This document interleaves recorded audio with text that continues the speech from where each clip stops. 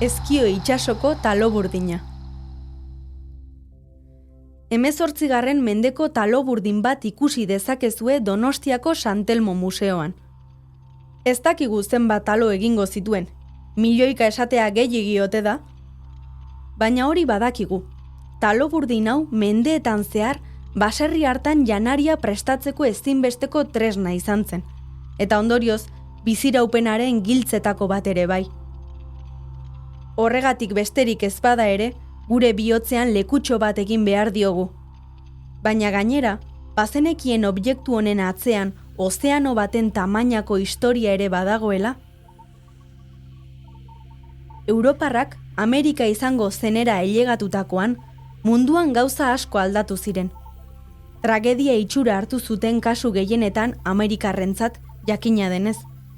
Beste kasu batzuetan, bedeinkazio itxura, bereziki Europako txiroentzat.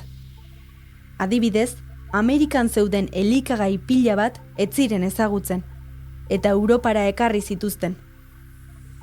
Eta horietako batzuek Europako elikadura goitik behera aldatu zuten, hainbesterako Europako goseteak apaltzeko balio izan zutela.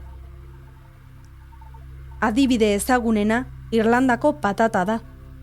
Irlandan, irlandarrei lurrak gupidarik gabe ebatsi zizkieten ingelesek, eta hala garizelai gehienak ingelesen eskuetan gelditu ziren. Irlandarrentzat lurrik elkorrena baino etzen gelditu, baina hara non agertu zen Atlantikoaz bestaldetik ekarritako patata. Tuberkulo txiki eta ez oso dotorea, lur kaskar horietan hazteko prest. Patatagatik izan ez balitz, Irlandarrek ez zuketen jatekorik izango, eta beren lurraldetik beste norabait alde egin beharrean izango ziren. Tamalez, patatak eutsi zienez, erori ere, patata gaitzak jo zuenean erori ziren Irlandarrak 19. mendean. Esan ezina da zenbat jende hiltzen gosez, zenbatek utzi behar izan zuen jaioterria. Baina zein lotura dauka patatak gure talo burdinarekin? Bada jakina denez, taloak arto irinez egiten dira, eta artoa, gaur egun artoa deitzen duguna, patata bezala, Amerikatik ekarria da. Irlandan patatarekin gertatu bezala, artoa 17. mendean hasi ziren ereiten Euskal Herrian. Hemen ere, Irlandan bezala, landare berri hau oso ondo egokitu zen Euskal Herriko lurretara, eta etxekotzat hartu zuten. Pentsa zer nolako aldaketa. Garai hartara arte, arto deitzen zitzaion landareari, artatxiki deitzen hasi ginela. Eta Ameriketatik iritsitako zereal berriari jarri genion arto izen ofizialtzat. 18. mendetik aurrera, artoa bihurtu zen Euskal Herriaren alde Atlantikoan dietako elikagai nagusia. Arto berriari lur hezeak gustatzen zitzaizkionez, oso errentagarri bihurtu zen. Errentagarritasun horri esker, aldaketa gehiago egiteko abagunea ireki zen, eta are errentagarriagoa bihurtu zuten. Terrazak egin ziren, hainbat ingeniaritza obra txiki zein handi, eta paisaia aldatu zuten. Baserriak ere ekonomia berriari egokitu zitzaizkion, bat ere espanturik gabe. Etxeak handitu egin ziren, artaburuak lehortzeko balkoi handiak egin, eta denbora ez oso luzean, baserrien tipologia aldatu egin zen. Ikusten den bezala, ez dira gutxi aldaketak. Esango dute gero, Euskal Herrian berrikuntzarako zaletasunik ez dagoela. Berritasun zale handiak izan gara hemen. Kuidadu handirik gabe, jangai berri horiek betikoak balira bezala jatea erabaki zuten. Horrela ikusten zen, Juan Ignacio Iztuetak 19. mendearen erdian gisa honetan idazten zuen Gipuzkoako euskaldunen ausardiaz.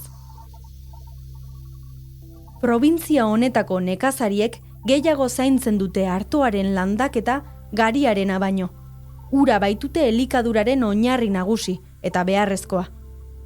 Izan ere artoak gosea ondo asetzen du, gogorra da, asko irauten du eta oso osasuntsua da. Espainiako barrualdekoek ez dute elikagai on hori atsegin, ahula eta oso astuna dela diote, indarrik ez duela, animalientzako jana dela, eta antzeko astakeriak esaten dituzte. Hala ere, Gipuzkoan arto asko jaten dutenek azale ederra, malgua, gorri zuria, fina eta leuna izaten dute. Neska mutil eder, arin eta alaiak kopuru zestira gaztelan baino gutxiago. Txiroen jana sinbolo bilakatu zen Euskal Herrian, eta honen inguruan esaerak, bertsoak, kondairak asmatu ziren. Gizakiok ez dugu asko behar mitoak sortzeko, ez da denbora asko ere.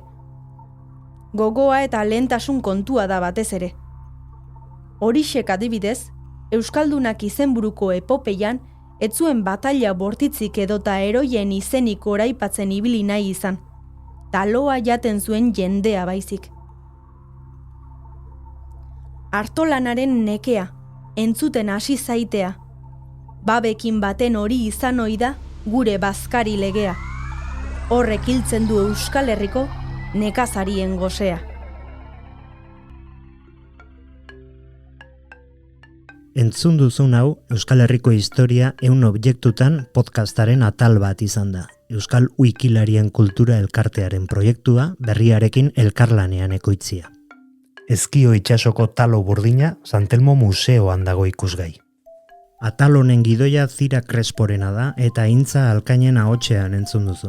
Sintonia eta soinuteria Nagore Etxabe Antuxunak egin du.